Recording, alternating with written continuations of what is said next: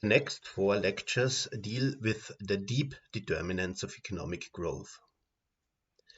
In the lectures so far on the neoclassical growth model, endogenous and semi-endogenous growth models with human capital, and so on and so forth, we have seen that the main drivers of per capita GDP growth are technological progress, human capital accumulation, and in the medium run, physical capital accumulation.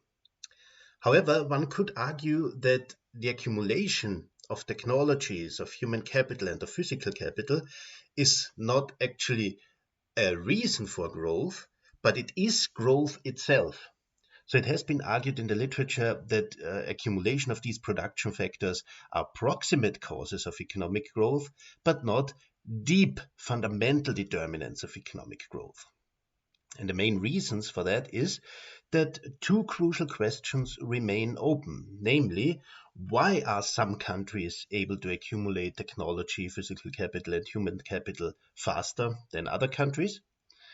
And why does the takeoff to a sustained growth of these production factors occur earlier in some countries and later, or even not at all, in some other countries? So we are now searching for the fundamental causes of economic growth, and they are often seen as the following 4. The first is geography as kind of an ultimate exogenous variable, actually. Then institutions that can shape economic development. The culture of the population of a country could also be a fundamental cause of economic growth. And finally, it has also been argued that luck and non-economic factors or decisions of policymakers can also play a role. Based on that, I divide this lecture into 4 parts. The first deals with geography as a fundamental cause of growth. The second deals with institutions. The third with culture. And the fourth with luck and non-economic decisions. We start with geography, and this world map, taken from Our World in Data and depicting per capita GDP of all the countries in the world, except for some where no data are available. This map already indicates that one crucial aspect of geography, namely the distance to the equator, seems to be important for economic performance. We observe here that countries located in the northern hemisphere and countries located in the southern hemisphere perform comparatively well, but countries closer to the equator perform comparatively worse. We see this particularly here in Africa, where the poorest countries are located close to the equator, but also in Asia and a little bit in South America. This pattern is visible. Something else that we can observe with respect to geography is that some countries that are kind of difficult to reach by sea or whatever, like here Bolivia or Chad, Democratic Republic of the Congo, Afghanistan, and also here Nepal and so on, they also tend to have a lower level of per capita GDP than countries that are located at the coast. And also natural resources may play a role. So we see here that, for example, Saudi Arabia, the United Arab Emirates, Qatar, and so on, they are comparatively rich when you compare it with the neighboring countries, particularly here. And we know that they are quite rich in natural resources, particularly crude oil. The same holds true, for example, for Norway, and also Libya, which has a higher per capita GDP level than other neighboring countries here. It's also true for Australia, for Russia, and many other countries. So this could also play a role from a geographic perspective. Now I summarize the main arguments that have been brought forward for why geography is such an important deep determinant of economic growth. The first one is that agricultural productivity tends to be higher in more temperate zones. And this implies that, particularly historically, it's easier to feed the population in such areas. And a well-fed population is, of course, healthier, which has positive effects on productivity. So labor productivity is higher if you are healthier and well nourished than if you are unhealthy and malnourished. And it also has repercussions on education and saving. So children, for example, have been shown to perform worse at school if they are not adequately nourished. And also if people are unhealthy and live shorter lives, then of course they do not have such an incentive to invest and save. And all of these aspects are actually related to the proximate causes of economic growth that we've discussed previously: human capital accumulation, physical capital accumulation, and labor productivity. Another important aspect in this context is that if agricultural productivity is low, then this can impede the structural change towards manufacturing. So if soil quality is low, for example, you may need more workers to squeeze the food out of the land that you have available in order to feed the population. And that means that fewer workers are available for manufacturing purposes. And this structural change from agriculture to manufacturing is one of the standard forces that occur when a country develops from a low income level and an agriculturally dominated economy to an industrial economy. Then, from an historical perspective, it has been argued that high agricultural productivity is actually a precondition for the Neolithic revolution, where population transits from a hunter-gatherer society towards a sedentary society. And this, in turn, is again a precondition for modern economic development. So the literature has shown that an earlier Neolithic revolution in a certain area also leads to an earlier industrial revolution later on. So it gives a head start towards economic growth. And related to this aspect is that higher agricultural productivity also fosters earlier state formation and state capacity.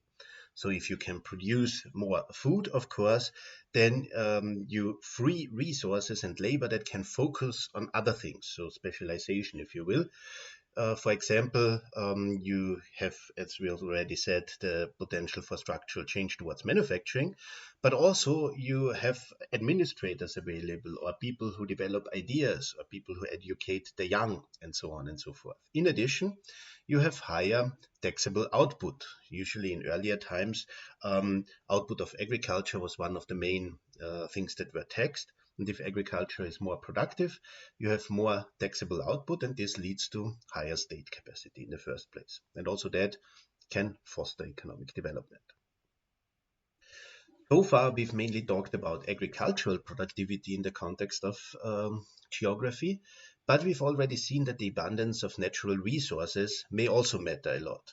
In modern times, this may be particularly the availability of crude oil, and some of the largest crude oil producers are the richest economies nowadays. So this is an important aspect, it seems.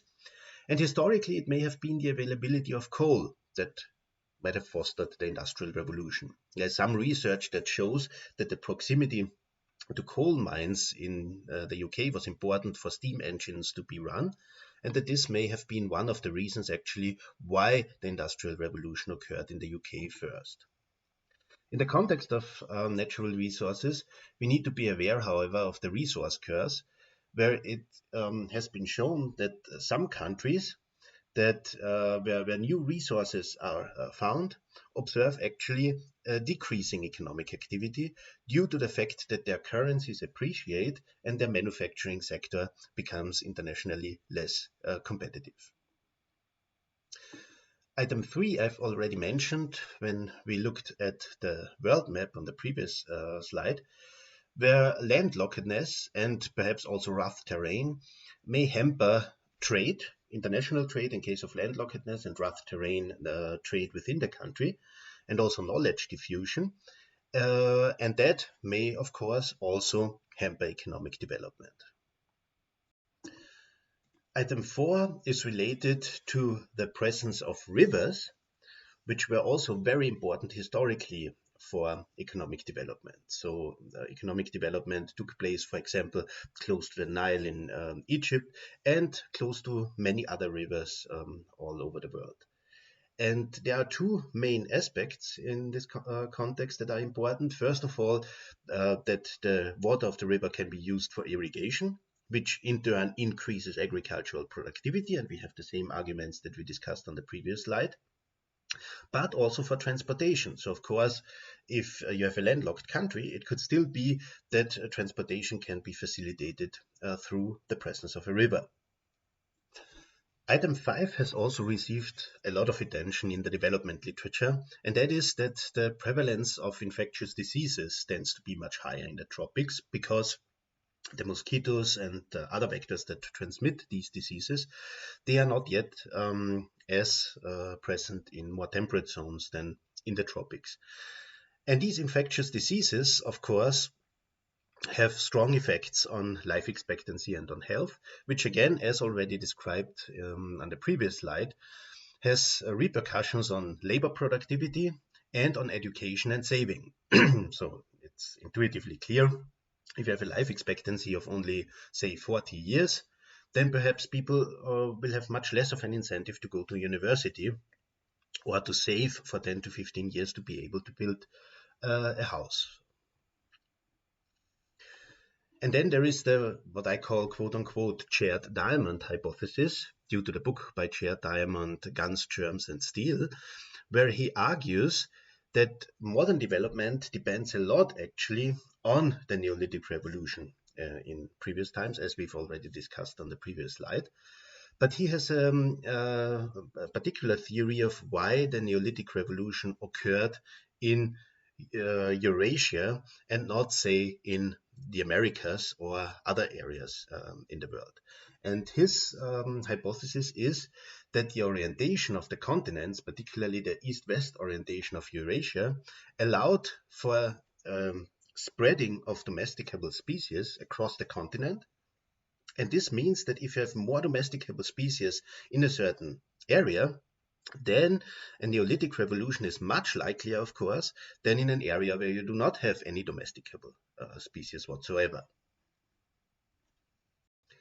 And the main point of this argument can be looked at here in this world map, where you see the orientation of the continents. And Jared Diamond argues that the Americas are north-south oriented. For Africa, the same holds true, whereas Eurasia is east-west oriented.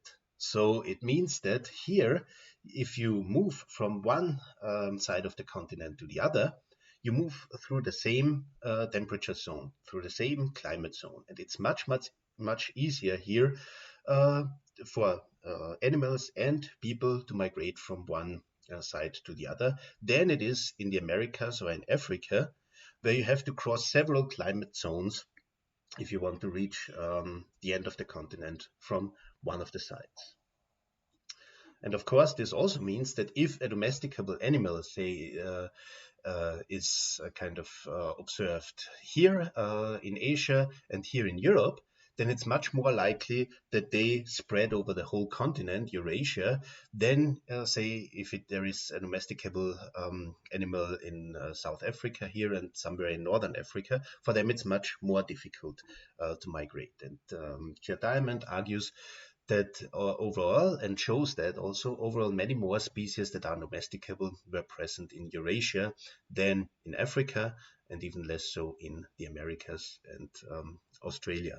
And therefore, the hunter-gatherer civilizations lasted for much longer in these continents where there was a north-south orientation than the continent where there was east-west orientation. So the Neolithic revolution occurred earlier in Eurasia. So we have seen various mechanisms by which geography can affect economic outcomes, particularly the proximate causes of economic growth that we've discussed earlier. This refers mainly to education, physical capital accumulation, and to some extent, labor productivity. In addition, if any of the variables that we usually deal with in economics can be claimed to be exogenous, this would be geography. So at least historically, there was no pathway from economic development to a change in geography. Nowadays, we may argue that climate change, for example, is caused by economic activity and has an effect on geographic aspects, on the productivity of the soil, and so on, and climate that affects agricultural productivity. And we are also able to build canals, to build irrigation, to even to some extent affect raining patterns and so on. But at least historically, this was not the case. This exogeneity has led to some credible evidence, causal evidence, that geography matters in the context of economic growth. But still, it could be that the main effect of geography runs through other variables, some mediator variables, such as institutions. And this is one important aspect that we clarify in the second part of this chapter on the deep determinants of economic growth. And this hypothesis of institutions was mainly argued in favor of by Acemoglu, Robinson, and Johnson in different papers. And we focus on this question in the next part of the lecture.